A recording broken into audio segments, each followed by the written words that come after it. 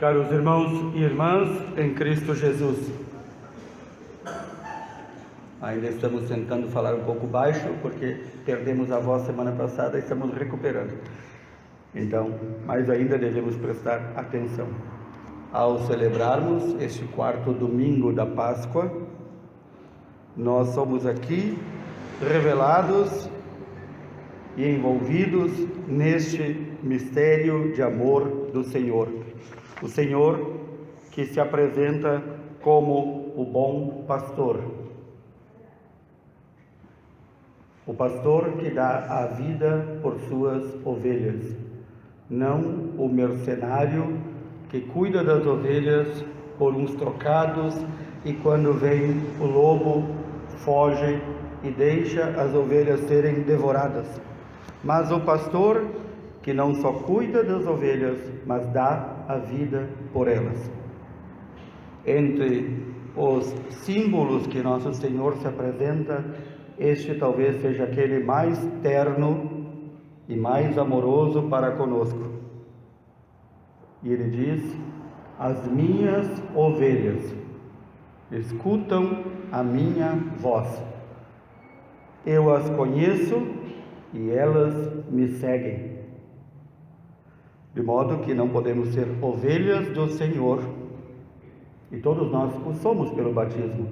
Não podemos ser ovelhas do Senhor e não querer ouvir a voz do pastor.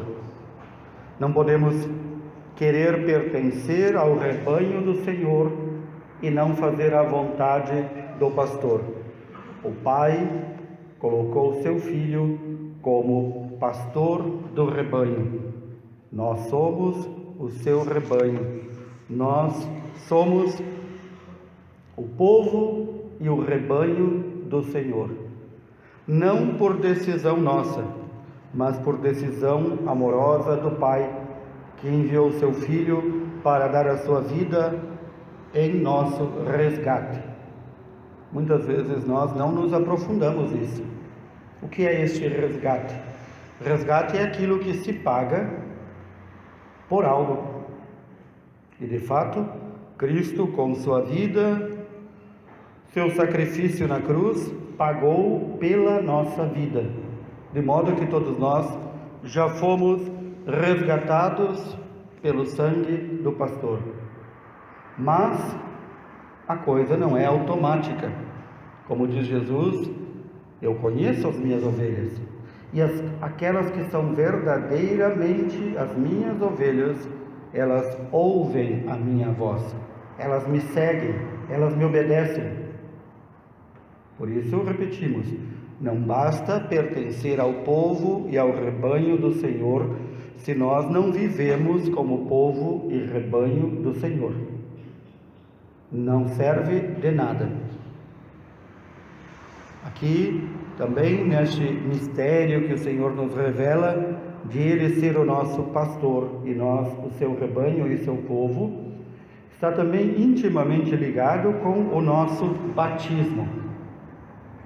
Se nós prestamos bem atenção na primeira leitura da carta dos Atos dos Apóstolos, este documento da primeira geração da igreja, nós ouvimos como São Paulo e São Barnabé pregaram e não foram ouvidos.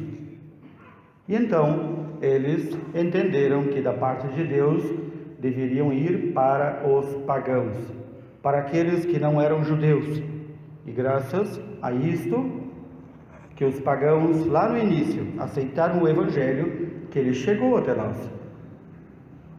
Mas permanecem no Senhor, no seu povo e no seu rebanho, aqueles que ouvem a voz do pastor, aqueles que acolhem a palavra de Deus, aqueles que meditam a palavra de Deus e a procuram pôr em prática.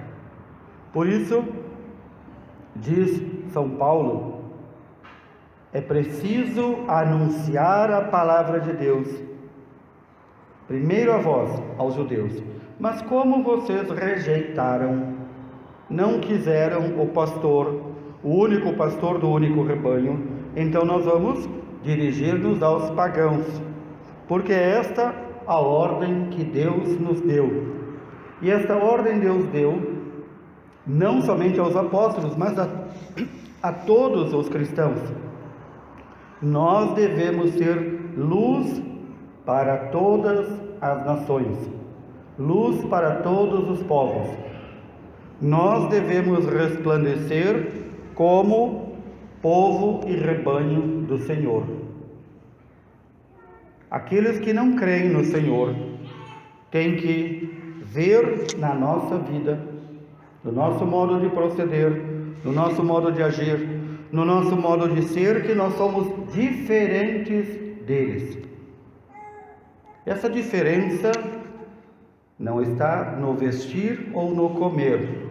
Logo no início da igreja, alguém perguntava: como são os cristãos, este grupo que está surgindo? E um escritor disse: eles não se diferenciam no comer e no vestir, mas eles se diferenciam porque eles ouvem o que o pastor deles falou. Eles amam os seus inimigos, eles rezam por aqueles que os perseguem, eles são caridosos entre si e entre os outros homens que não são cristãos. Eles ouvem a palavra de Deus e a põem em prática. Eles distribuem seus bens entre si, para que ninguém dentre eles passe fome. Eles têm tudo em comum. Como mudou? Como está diferente? Especialmente nesta época em que as pessoas pensam que a fé é algo privado. Eu tenho a minha fé, tu tem a tua fé. Cada um vive como quer. E isto não é fé. Talvez é uma crendice, uma credulidade, uma fé malsã, uma fé doente, pobre, uma fé fraca, que não conhece o que o pastor nos quer ensinar e como ele quer nos levar junto ao Pai. Por isso ouvimos também do livro do Apocalipse de São João, vendo esta multidão imensa, de todas as nações, tribos, povos e línguas, que ninguém podia contar, que estavam de pé diante do trono e do Cordeiro de Deus. Trajavam vestes brancas, traziam palmas na mão. Esses eram os mártires que na grande perseguição da igreja lavaram e alvejaram suas roupas no sangue do Cordeiro. Diz São João: diante de Deus, os santos mártires prestam culto dia e noite a Deus. E aquele que está sentado no trono, o próprio Deus, ele os abrigará. Ele não mais os deixará passar fome, nem sede, nem calor, nem frio. Nada faltará para eles. E até as lágrimas que trazem serão enxugadas. Estes são os mártires de Deus. Mas também os santos de Deus, no céu, prestam culto a Deus dia e noite. Por que falo isso?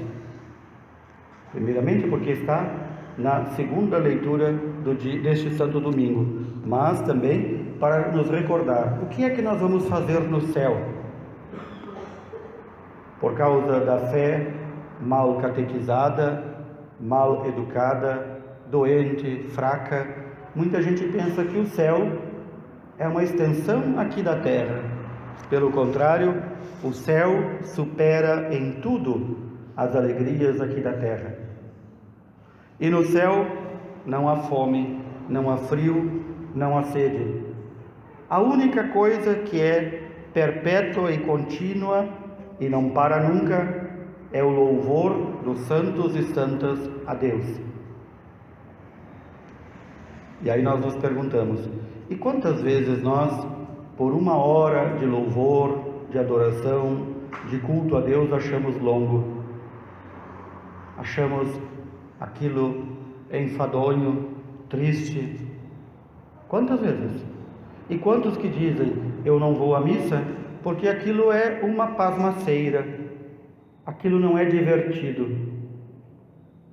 E quantos ainda que, para fazer da Santa Missa algo divertido, transformam o santo sacrifício de Cristo numa palhaçada, num teatro. Aí se vê tantas heresias, tantas aberrações na liturgia, porque quando nós oferecemos pão e circo, cada dia temos que aumentar o ritmo da festa. Não é assim? Ninguém vai a um show sempre igual a vida inteira. Quando o padre, a equipe de liturgia, transforma a Santa Missa em algo que não é a Santa Missa, o louvor e a adoração de Deus, mas o louvor e a adoração da pessoa. Quando o padre se pensa um popstar, um astro, podem saber, ali não há culto e adoração a Deus. Ali há mais um teatro chechelento, sujo e fedorento, que rouba o louvor e a glória de Deus.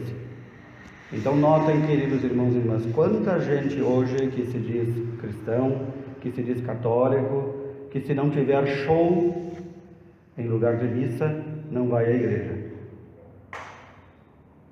No céu não há show, no céu não há pirotecnia, não há fogos de artifício. No céu não há nada destas palhaçadas e aberrações que fazem. No céu há o louvor e o culto a Deus. A coisa mais próxima do culto a Deus é a Santa Missa. É aquilo que de mais próximo temos. E a liturgia, que é o louvor a Deus durante a Santa Missa, reproduz a liturgia do céu. Nós rezamos, ouvimos a palavra de Deus, louvamos a Deus com nossos cantos, com a nossa participação. O sacerdote, em nome de Cristo, oferece novamente o corpo e o sangue de Cristo ao Pai para nos redimir. É isso, e assim será no céu. Dizia uma pessoa: a missa é muito longa. E um sacerdote respondeu: não é a missa que é longa, é a tua fé que é curta. Isso é o que mais se vê nos dias de hoje. Aqui nós viemos para louvar e adorar a Deus, ouvir o que o bom pastor tem a nos dizer. Ele diz que vai nos conduzir às fontes de água viva. Ele nos diz que vai nos alimentar e nos cuidar eternamente. A quem? As ovelhas que ouvirem a sua voz. As ovelhas que o seguem. As ovelhas que pertencem ao seu rebanho e o seguem. Eu falava antes do batismo, do nosso batismo. Lá no nosso batismo,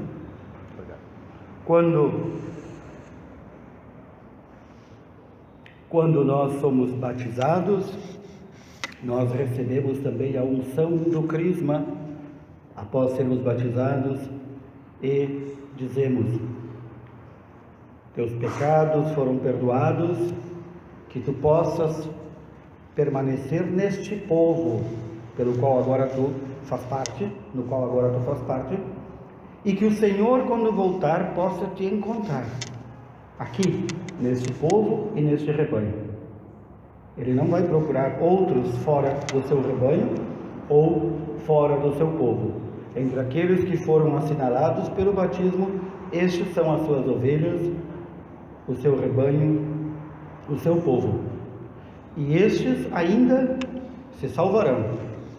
Apenas os que ouvirem a voz do pastor, fizerem a sua vontade e procurarem viver conforme o pastor vai nos educando.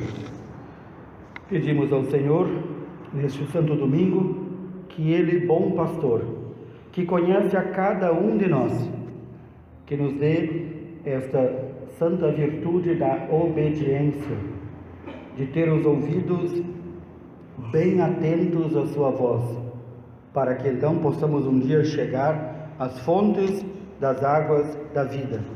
Louvado seja nosso Senhor Jesus Cristo.